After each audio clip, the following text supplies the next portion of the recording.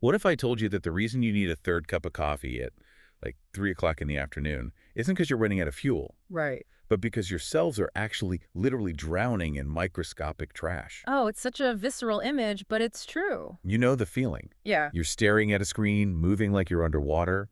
Or maybe you've noticed a heavy workout leaves your joints aching for days instead of just hours. Yeah, and most of us just sigh and, we blame the inevitable passage of time. Exactly. But what if that fatigue, that slow recovery, that heavy brain fog, is actually a mechanical issue? Yeah. Like a sign that your internal cellular cleanup system has just gone completely offline. It completely reframes how we look at aging and just our daily vitality in general. I mean, we have this tendency to treat low energy as a deficit. Like a car running out of gas. Right, exactly. So we just pour in more calories or, more caffeine. But biologically speaking, it is far more often a waste management crisis. The engine isn't Wow. empty, it's choked with debris. And that brings us to the mission for today's deep dive. We are exploring how to turn the body's ancient cellular cleanup system back on. It's a process called autophagy. Autophagy, yeah. And the absolute best part of the material we're looking at today, we are going to explore how to trigger this system without having to starve yourself. Which is huge. Right, without grueling multi-day fasts and without skipping your meals. We are pulling from some incredibly dense, just paradigm-shifting science today. We really are. We're looking at the 2016 Nobel Prize-winning work of Yoshinori Ohsumi in biology, combined with research from the Buck Institute for Research on Aging, the Max Planck Institute, and Johns Hopkins University. Which is, a brilliant stack of sources because it takes something that biologists historically viewed as just a boring background housekeeping function. Right, just taking out the trash. Exactly. And it places it at the very center of the conversation about human longevity and resilience. Okay, let's unpack this. To figure out how to clean our cells, we first have to understand the actual mechanics of why they get so dirty in the first place and, well, who exactly is running the garbage trucks? Right. Autophagy literally translates to self-eating. But what does it actually look like under a microscope? So deep inside every single cell in your body, you have machinery constantly running, and over time, that machinery degrades. Just like any machine. Exactly. You accumulate misfolded proteins, your mitochondria, the organelles that generate your cellular energy, they start to get old and leaky. Leaky. Yeah, they start spewing out reactive oxygen species. This essentially rusts the cell from the inside out. Wow. So it's not just passive clutter.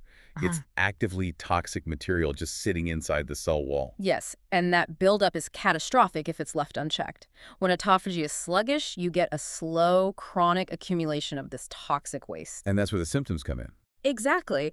The research links this specific intracellular debris to low-grade systemic inflammation, joint stiffness, and that distinct midday neurological fatigue. The 3 p.m. crash. You got it.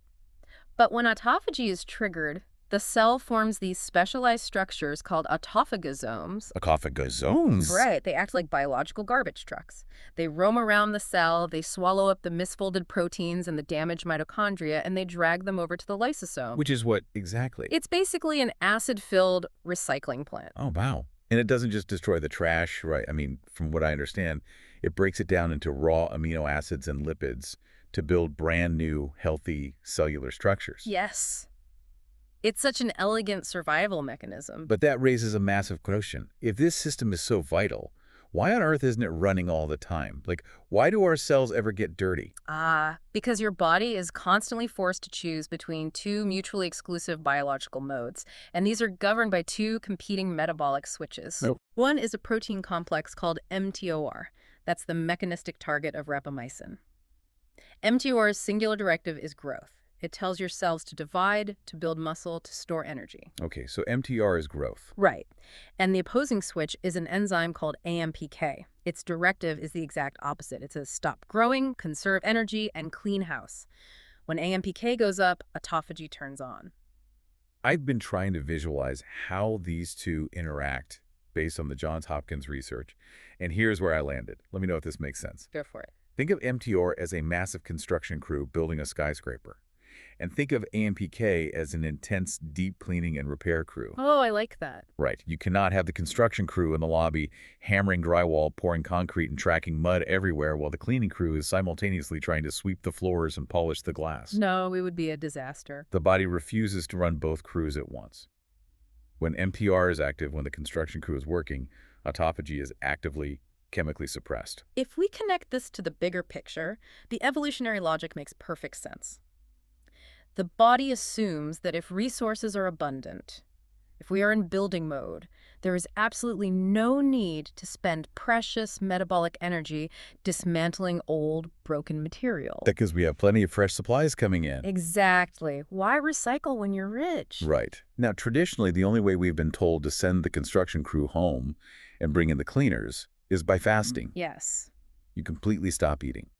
The body senses a famine, mTOR plummets, AMPK surges, and autophagy begins. And fasting is incredibly effective for this, yes. But it is entirely false to say it's the only way to manipulate these switches. Which is such a relief. It really is.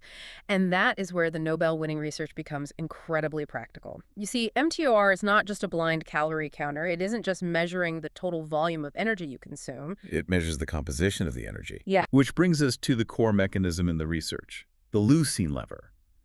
Tell me what mTOR is actually sensing when we eat, because this completely shifts the paradigm away from just starving ourselves. So mTOR is exquisitely sensitive to specific amino acids floating in your bloodstream. And the single most potent trigger for mTOR is an amino acid called leucine. Leucine, okay. Right. And leucine is highly concentrated in fast-digesting animal proteins. Think whey protein supplements, massive steaks, or large portions of dairy. Got it. When you consume these, leucine floods your system. It binds to specific sensor proteins like cestrin-2, which literally unlock and activate the mTOR complex. So if I drink a whey protein shake right after the gym, my body is flooded with leucine. The construction crew gets a massive delivery of premium steel and they go into absolute overdrive. Autophagy gets completely shut down. Instantly, the body says, look at all this leucine. We are in a state of absolute abundance. Stop the recycling program immediately and start building. But the twist hiding in the data, this protein trick, is about manipulating that leucine sensor. What happens if I eat a meal with a fundamentally different amino acid profile, like, say, a meal built entirely around plant proteins? Well, this is where you can essentially biologically bypass the mTOR alarm. Really? Yeah. If you consume a meal that is robust in protein but inherently lower in leucine, say a dish centered around lentils, chickpeas, or certain seeds, it provides nutrients, but it fails to trip that massive mTOR alarm. Because the leucine threshold just isn't crossed. Exactly. And because of that, AMPK is given enough biological breathing room to stay active. That is wild. You are actively digesting a meal, you are absorbing nutrients, and yet your body continues to run its cellular cleanup program. Okay, wait, hold on. I need to push back here on behalf of everyone listening. Sure. We spend our entire adult lives being told by fitness experts to eat more protein, specifically high leucine protein, to prevent muscle wasting. Right. The fitness industry loves leucine. So is the research saying protein is bad for us now? Do I have to become a strict vegan if I want my cells to clean themselves? Not at all. And it's actually dangerous to swing the pendulum that far. Protein, including animal protein, remains critical for maintaining bone density, immune function, and muscle mass. Which is a major longevity factor itself. A massive one. The research is not demonizing protein. It is introducing the concepts of composition and timing. You need mTOR to build muscle, but you also need AMPK to clear out the trash. The disease states arise when you leave the mTOR switch glued in the on position 24/7. So it's about alternating the crews. Exactly. And the Buck Institute and Max Planck Institute research adds a really fascinating, somewhat terrifying age twist to this, right? The switches don't operate the same way at 40 as they do at 20. They don't. As we age, our cells undergo changes in nutrient sensing. Essentially, as you move through your 30s into your 40s and beyond, your mTOR pathway can become hyperreactive to leucine. Oh, wow. Yeah, while AMPK becomes harder to activate. We call this a loss of metabolic flexibility. Meaning the threshold changes. Exactly. A 25-year-old might eat a heavy high leucine burger, experience a brief mTOR spike, and then their body quickly clears it and returns to a balanced state. Right. But if a 45-year-old eats that exact same burger, their miscalibrated sensors might react far more aggressively, suppressing autophagy for an extended period. So the exact same dietary input that was completely harmless at 25 can actively block cellular cleanup at 45. Yes. That makes so much sense. I mean, it explains why we physically feel different as we age, even if we haven't changed our diet or our gym routine one bit.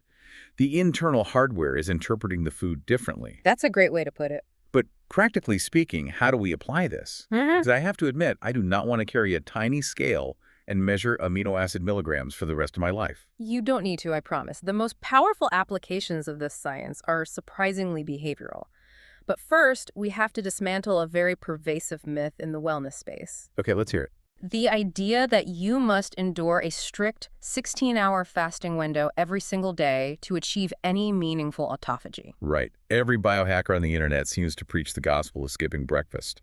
You know, don't eat from 8 p.m. until noon the next day, Right. where your cells will rot. Yeah. Are you saying they were just factually wrong? I'm saying they're looking at a blunt instrument when the body actually has a dial. Oh, interesting.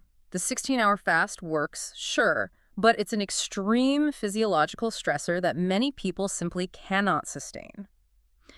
The science shows that because of how amino acid clearance works in the blood, you can create the exact right conditions for AMPK activation just through intelligent meal spacing. Just meal spacing. Yeah, if you consume a meal and then leave a strict 4 to 5 hour window with absolutely zero caloric intake, no snacking, no protein bars, no milky coffees, your blood insulin and amino acid levels drop naturally. You create these metabolic valleys in your day. Yes, valleys. The tragedy of modern eating is the grazing culture. If you eat a bowl of oatmeal at 8 a.m., grab a handful of almonds at 10 a.m., drink a latte at 11 a.m., and have a chicken salad at 1 p.m., your blood is never clear of nutrients. Insulin never hits baseline. Never. The construction crew never clocks out.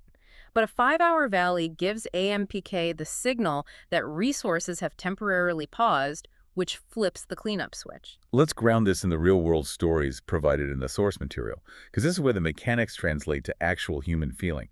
Take Jennifer's case. Okay. She had spent years trying to force herself into these rigid fasting windows. She'd skip breakfast, spend her entire morning shivering and irritable because her cortisol was spiking through the roof to keep her awake, and then she'd crash and binge eat by 2 p.m. Which is a classic physiological response to inappropriate fasting stress. She was forcing a mechanism her body just wasn't adapted for. Exactly. But when she shifted away from the biohacker extreme and applied the leucine and spacing principles, everything changed. She went back to eating breakfast, but she completely stopped the mid-morning grazing. And at lunch, instead of a massive piece of high-leucine chicken or beef, she ate a meal based around lentils and fermented vegetables. By simply lowering the leucine trigger at lunch and creating those distinct 4-hour fasting valleys, her afternoon brain fog completely evaporated. And her workout recovery accelerated. Yes, she didn't starve. She just manipulated the sensors. Michael's story is another perfect example of how subtle this can be. He's a dad in his late 30s, dealing with intense fatigue, staring at spreadsheets at 3 p.m., feeling like a zombie. Been there. Right. He didn't even change his food composition. He just addressed the grazing. By enforcing strict 4 to 5 hour gaps between his meals, he allowed his natural AMPK pathways to activate. What strikes me is that this isn't some elite Silicon Valley biological hack. Look at traditional global diets. Almost every ancient dietary culture naturally incorporates meals built around low-leucine plant proteins, legumes, and fermented foods. Absolutely. A traditional lentil dal in India, miso soup and rice in Japan, or black beans and rice in Central America. These cultures weren't tracking mTOR. They naturally evolved dietary patterns that allowed for periods of cellular cleanup. It's a profound observation. We've drifted from these natural rhythms because industrialized food systems prioritize ultra-processed, highly concentrated protein snacks Right. designed to be consumed continuously throughout the day. We are aggressively pushed out of our natural metabolic valleys. Okay, so if simply spacing our meals gives AMPK the breathing room to turn on, what actually gives the cleaning crew a boost? Like, how do we actively help them work faster? Yeah. The sources provided a 10-step autophagy toolkit. Let's dive into the biological accelerators. Let's do it. We already talked about adding lentils to lower the leucine burden. But what about fermented foods? The toolkit highlights kimchi, sauerkraut, and miso. So the mechanism here is brilliant. When you consume fermented foods, you weren't just eating the bacteria, you were eating their metabolic byproducts known as postbiotics. Postbio. Right. When these postbiotics enter your gut, They send chemical signals to your liver that actually mimic a fasting state. Wait, really? Yeah, they essentially trick your body into turning up the AMPK dial, accelerating the cleanup machinery independently of how long it's been since your last meal. That is wild. It's like slipping the cleaning crew a double espresso. That's exactly what it is. What about polyphenol-rich foods? The sources mention green tea, blueberries, and extra virgin olive oil. Are they doing the same thing? Similar, but through a process called hormesis, Hormesis. which is a mild beneficial biological stress. Certain polyphenols act as very mild cellular stressors. When the cell detects them, it triggers a defensive response. Kind of like a fire drill. Exactly like a fire drill. And that response includes upregulating AMPK and autophagy to ensure the cell is clear of vulnerabilities. It forces the system to become more resilient. Okay, now what about sleep? Because we can manipulate our diets all day, but the toolkit lists 7 to 9 hours of deep sleep as completely non-negotiable. What is the actual mechanism connecting sleep to clearing out cellular trash? It comes down to circadian biology. AMPK activity is heavily tied to our natural circadian rhythms and the release of melatonin. The longest, deepest natural fast we experience is overnight. Right. During deep sleep, insulin sensitivity is optimized, and brain-specific autophagy, the lymphatic system, literally flushes misfolded proteins out of your neurological tissue. Wow. If you shortchange your sleep, you cause immediate insulin resistance the next day, which keeps mTOR chronically elevated. You literally cancel the deepest cleaning cycle your body has. And movement. The toolkit suggests light movement, like a walk after meals. How does walking impact these cellular switches? It's all about the energy currency of the cell, which is called ATP. When you walk, your muscles contract. That contraction burns ATP, breaking it down into a simpler molecule called AMP. When the cell senses a buildup of AMP, it realizes energy is being depleted. And remember what AMPK stands for. AMP activated. Protein kinase. Exactly. AMP-activated protein kinase. The physical accumulation of AMP from muscle movement directly binds to and activates the AMPK switch, turning on autophagy. So a 15-minute walk after lunch isn't just about burning a few calories. Yeah.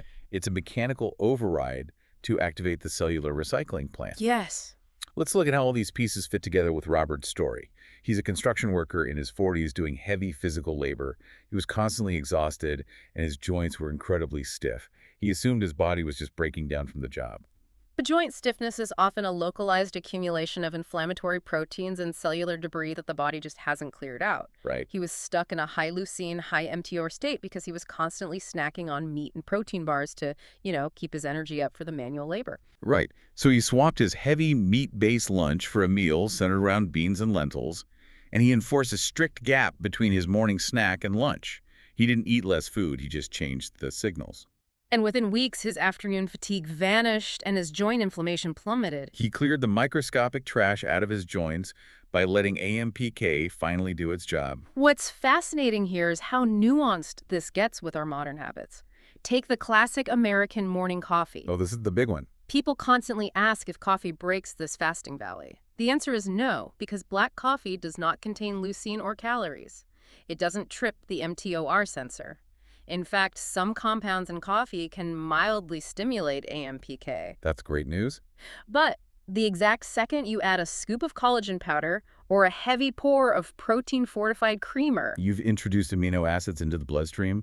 You've hit the leucine lever. you've sounded the alarm. The body senses the incoming protein, mTOR slams into the on position, and the autophagosomes literally dissolve back into the cell.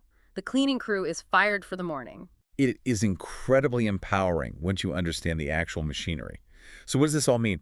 We've covered Nobel Prize-winning biology, autophagosomes, cestrin-2 sensors, and AMPK pathways.